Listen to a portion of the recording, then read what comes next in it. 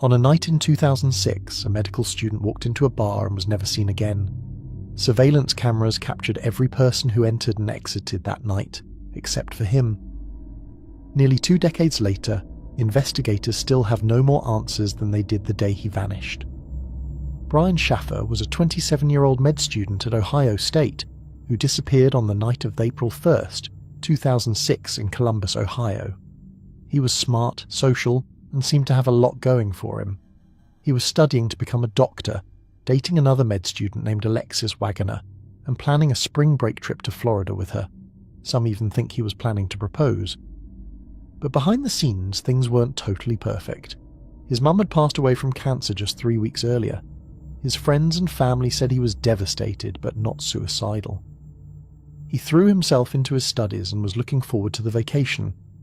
His dad later mentioned how burnt out Brian seemed from school, and even questioned why he went out that night at all. Still, it was the start of spring break, so on that Friday night, Brian decided to go out. He grabbed dinner with his dad at 6 p.m, then later met up with his roommate Clint Florence to hit the campus bar scene. They started off at a place called the Ugly Tuna Saloona around 11 p.m, where Brian also called Alexis and told her, "I love you, and I'll see you in just a couple days." As the night went on, Brian, Clint and a friend named Meredith Reed bar hopped around the area. Everyone who saw Brian that night said he seemed in good spirits, happy, relaxed, and definitely not someone who seemed like he was in a dark place. Around 1:15 a.m, Meredith drove everyone back to the Ugly Tuna Saloona. Security cameras caught Brian and the group walking back into the bar. He looked totally normal, chatting with people while a local band played inside. At about 1:50 a.m, video shows Brian stepping outside and talking to 2 women near the entrance. A few minutes later, around 1:55 a.m, he turns and walks back inside the bar. And that's it. That's the last time anyone ever sees him. After that, it's like Brian vanished into thin air. Security footage from all the exits, front door, side door, shows everyone leaving the bar but not Brian. Cameras from nearby places like other bars and the theatre across the street also never picked him up. When the lights came on at closing time around 2 a.m, Brian was nowhere to be found. Clint and Meredith searched the bar, checked the bathrooms, and kept calling his phone but got no answer. Eventually, Clint figured Brian had just left on his own, maybe headed home, and they both went back thinking he was already gone. But he wasn't. By the next morning, April 2nd, people were starting to worry. Brian's girlfriend, Alexis, tried calling and texting him, but both went straight to voicemail. That wasn't like him, so she reached out to his dad, Randy. Randy drove out to Brian's apartment in Pickerington and found everything exactly how Brian had left it. His car was still in the driveway, his bed was made, his books were untouched. Nothing looked out of place, and nothing suggested he had planned to leave. Even more worrying, Brian was supposed to fly to Miami with Alexis later that same morning. When he didn't show up at the airport, it really hit everyone that something was seriously wrong. That day, his family filed a missing person report with Columbus Police. The search started right away. Police, family and friends put up posters and spread out across the Ohio State campus and surrounding neighborhoods.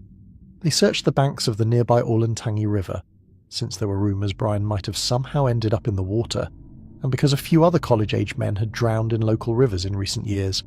They checked creeks, drainage ditches, dumpsters, alleys, homeless shelters, hospitals, anywhere someone might have ended up. Still, there was no sign of Brian. Detectives interviewed pretty much everyone who might have seen Brian that night. His friends, Clint and Meredith, the Ugly Tuna staff, even the band that played at the bar. In total, over 100 people gave statements. Investigators carefully traced Brian's movements on surveillance footage. They saw him go into the Ugly Tuna at 1:15 a.m, and again at 1:55 a.m, after briefly stepping outside to talk to a couple of women.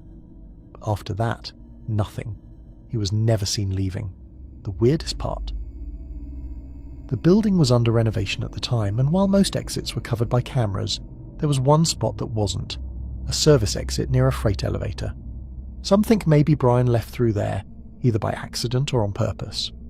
But detectives weren't convinced. They brought in cadaver dogs to search that area, including the bar's roof and other service zones, and found nothing, no trace of Brian anywhere. Police followed every lead they could. They checked Brian's phone records and credit card activity. Nothing had been used since the night he disappeared.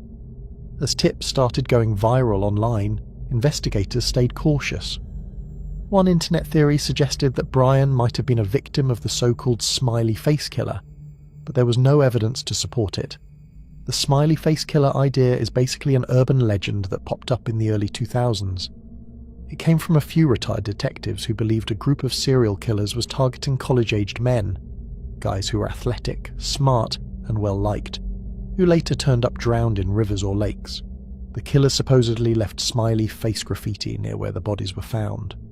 It's tempting to consider that theory, basically the idea of a serial killer or killers marking their victims with smiley face graffiti. But the truth is, there's no solid evidence behind it. The FBI and other law enforcement agencies looked into it and found no real connection between the cases. Most of the deaths were ruled tragic accidents involving alcohol and water, not part of some hidden crime ring. One especially strange lead came about 6 months after Brian disappeared. Alexis, still calling his phone every night, was shocked when it actually rang instead of going straight to voicemail.